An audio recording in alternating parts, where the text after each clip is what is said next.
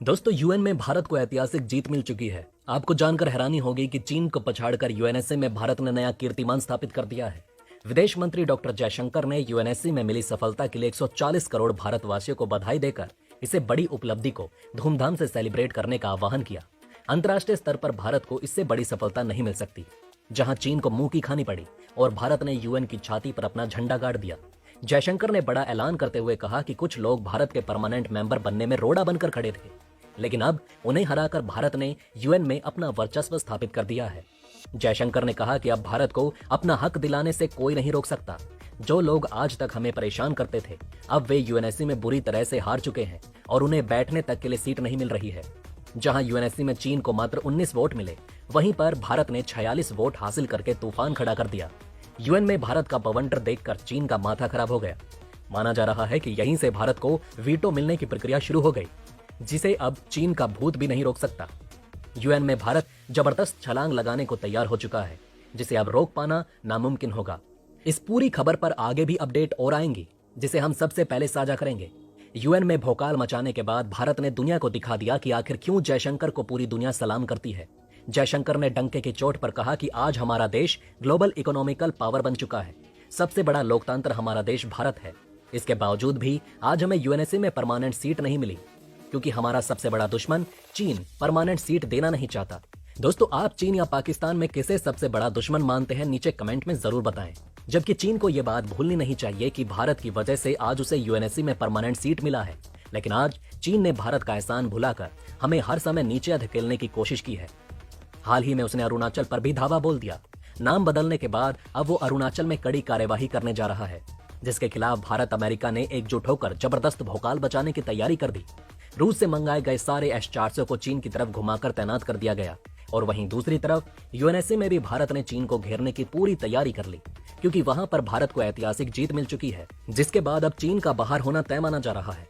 भारत ने चीन को यूएनएससी में हराकर उसके नाक में दम कर दिया। यूएन की पटल पर भारत ने तिरंगा लहराते हुए बीजिंग की हेकड़ी निकाल दी। एक तरफ जहां भारत को भारी मतों से जीत मिली, तो वहीं दूसरी तरफ चीन को भारी शिकस्त का सामना करना पड़ा। इससे बुरी हार चीन ने शायद आज तक कभी नहीं देखी होगी। कई लोग बताते हैं कि अब यूएन में भारत के अच्छे दिन आने लगे हैं। माना जा रहा है कि अब संयुक्त राष्ट्र में चीन की अकड़ ढीली पड़ती जा रही है और भारत एक मजबूत दावेदार बनता जा रहा है। आज की वीडियो बेहद स्पेशल होने वाली है, जहां हम उस अखाड़े की बात करेंगे जिसमें भारत ने चीन को पटखनी देते हुए इतिहास रच दिया।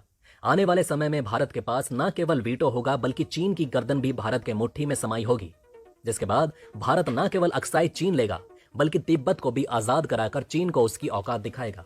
दोस्तों, क्या आपको लगता है कि एक दिन अक्साई चीन वापस भारत में शामिल हो जाएगा या नहीं? नीचे कमेंट में अपनी राय जरूर बताएं। आइए दोस्तों, बात कर लेते हैं कि आखिर किस मामले में भारत को यह उपलब्धि मिली है और परीक्षा के पॉइंट ऑफ व्यू से ये कितना इंपॉर्टेंट है। एक एक चीज हम क्लियर करने जा रहे हैं। दोस्तों, आपको बता दें कि हाईएस्ट यूएन स्टैटिस्टिकल बॉडी में भारत को 4 साल के लिए चुना गया। जिस पोजीशन को पाने के लिए चीन तड़प रहा था, उसे भारत ने भयंकर विस्फोटक तरीके से जीत लिया है। भारत ने चीन को काफी पीछे धकेलते हुए यह साबित कर दिया है कि यूएन में अब उसकी दादागिरी नहीं चलने वाली। यूएन स्टैटिस्टिकल बॉडी में मुकाबला शुरू होने से पहले ऐसा लग रहा था कि चीन भारत को कांटे की टक्कर देगा, लेकिन जब रिजल्ट आया तो साफ साफ भारत ने एक तरफा बढ़त बनाते हुए चीन को चारों खाने चित कर दिया। भारत की जबरदस्त जीत को देखकर हर कोई हक्का बक्का रह गया। किसी ने सपने में भी नहीं सोचा था कि यूएन में चीन को इतनी बुरी हार हो जाएगी। 1 जनवरी 2024 से शुरू होकर अगले 4 साल के लिए यूएन स्टैटिस्टिकल बॉडी में भारत का जबरदस्त बोलबाला होगा और चीन के खिलाफ खुलकर धमाका भी होगा। दोस्तों, आप जरा स्क्रीन पर देखिए। डॉक्टर जयशंकर ने खुशी मनाते हुए कहा कि भारत ने अपने स्टैटिक्स, डाइवर्सिटी और डेमोग्राफी एक्सपर्टीज के बदौलत इस मुकाम को हासिल किया है, जिसकी जितनी भी तारीफ की जाए कम होगी। इन तीनों पैरामीटर में चीन बुरी तरह से फेल हो गया और अब ये यूएन में मुंह दिखाने के लायक भी नहीं बचा। माना जा रहा है कि भारत ने सर्वोच्च स्थान हासिल किया है, लेकिन एशिया पैसिफिक क्षेत्र में दूसरे स्थान पर बैठने के लिए चीन और दक्षिण कोरिया अभी भी चुनाव लड़ रहे हैं। भारत ने चीन को इतना बड़ा झटका दिया, जिसे देखकर जिनपिंग अपने अधिकारियों पर भड़क उठे। जी हां दोस्तों, आपने ठीक सुना। एशिया प्रशांत क्षेत्र में दूसरे सदस्य के लिए चीन और दक्षिण कोरिया के बीच कांटे की टक्कर चल रही है, लेकिन जानकार बताते हैं कि इस मामले में दक्षिण कोरिया चीन से काफी आगे दिखाई दे रहा है, क्योंकि एक तरफ जहां पहले राउंड में दक्षिण कोरिया को 23 वोट मिले थे, वहीं चीन को मात्र 19 वोटों के साथ भयंकर शर्मिंदगी महसूस करनी पड़ी। हालांकि चीन यूएई से आगे है, क्योंकि यूएई को मात्र 15 वोट मिले। लेकिन एक तरीके से देखा जाए तो यूएई चीन को कांटे की टक्कर दे रहा है और मात्र 4 अंक से ही पिछड़ा हुआ है। लेकिन भारत की जीत सबसे बड़ी है, क्योंकि भारत को 53 में से 46 वोट मिले। आपको बता दें कि भारत का चुनाव गुप्त मतदान से हुआ, जबकि Argentina, Sierra Leone, Slovenia, Ukraine, United Republic of Tanzania और अमेरिका निर्विरोध चुने गए। इसका चुनाव जियोग्राफिकल डिस्ट्रीब्यूशन और सोशल एवं इकोनॉमिकल एक्टिविटी के अनुसार किया जाता है।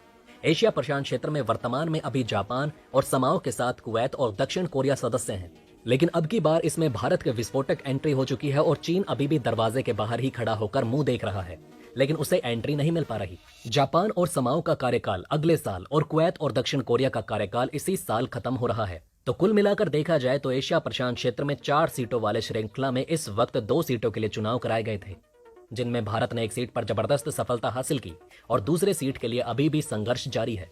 हो सकता है कि चीन को यह दूसरा सीट भी ना मिले, जिसके बाद यूएनएससी में चीन का वर्चस्व धीरे धीरे कम होने लगेगा और भारत का कद ताबड़तोड़ विशाल होने लगेगा। जो लोग एग्जाम की तैयारी कर रहे हैं उन्हें हम बता दें कि यूनाइटेड नेशन स्टैटिस्टिकली कमीशन का शॉर्ट फॉर्म है यूएनएससी, जिसे आप यूनाइटेड नेशन सिक्योरिटी काउंसिल वाले यूएनएससी से कंफ्यूज मत करिएगा। तो दोस्तों, आप हमें नीचे कमेंट में बताएं कि यूएनएससी का 2 अलग अलग फुल फॉर्म क्या है। जिस साल हमारा देश आजाद हुआ था उसी साल यूनाइटेड नेशन स्टैटिस्टिकली कमीशन की स्थापना 1947 में हुई थी, जो कि ग्लोबल स्टैटिस्टिकली सिस्टम का सबसे बड़ा हार्डेस्ट बॉडी है। इस महत्वपूर्ण पद पर भारत का पहुंचना अपने आप में गर्वान्वित करने वाला एहसास दिलाता है। आपको बता दें कि स्टैटिस्टिकल कमीशन यूनाइटेड नेशन का एक अहम भाग है, जो पूरी दुनिया में चीफ स्टैटिस्टिशियंस को एक साथ लाकर इंटरनेशनल स्टैटिस्टिकल एक्टिविटीज में सही निर्णय लेने और उसे इम्प्लांट करने का काम करता है। स्टैटिस्टिकल कमीशन संयुक्त राष्ट्र के स्टैटिक्स डिवीजन का कार्यभार देखता है, इसलिए इसे यूएन इकोनॉमिक और सोशल काउंसिल का फंक्शनल कमीशन भी कहा जाता है। स्टैटिस्टिकल कमीशन में कुल 24 मेंबर कंट्रीज होती हैं, जो चुनाव जीतने के बाद 4 साल तक अपना कार्यभार संभालते हैं। दोस्तों, आपको बता दें कि 5 मेंबर अफ्रीकन स्टेट से हैं, 4 एशिया पैसिफिक से हैं, ईस्टर्न यूरोप से 4, लैटिन अमेरिका और कैरेबियन स्टेट से भी 4 हैं। बाकी के 7 मेंबर वेस्टर्न यूरोप और अदर स्टेट से हैं। दोस्तों, यूएन और वीटो की खबरों पर हम लगातार नजर बनाए हुए हैं। जैसे ही कोई नई अपडेट आती है हम सबसे पहले आप तक पहुंचाएंगे, इसलिए चैनल को सब्सक्राइब करें और नीचे कमेंट में वीटो फॉर इंडिया लिखकर अपना समर्थन जरूर दिखाएं।